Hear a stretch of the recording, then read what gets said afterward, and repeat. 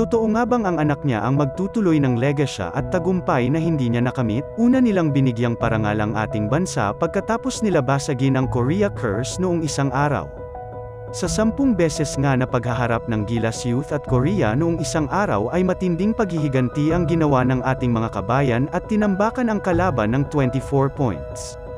At sa pagpapatuloy ng momentum nila ay tinalo nila ang Japan, 64-59. Bumawi sa skorang ang kapatid ni Kevin Alas na si Kiefer Alas at gumawa ng tournament best 29 points, 9 rebounds at 3 assists.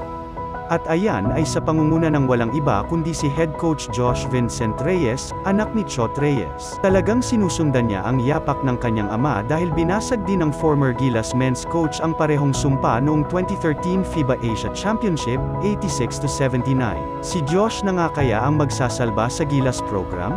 O baka matutulad lang din siya sa pagkabigo ng kanyang ama?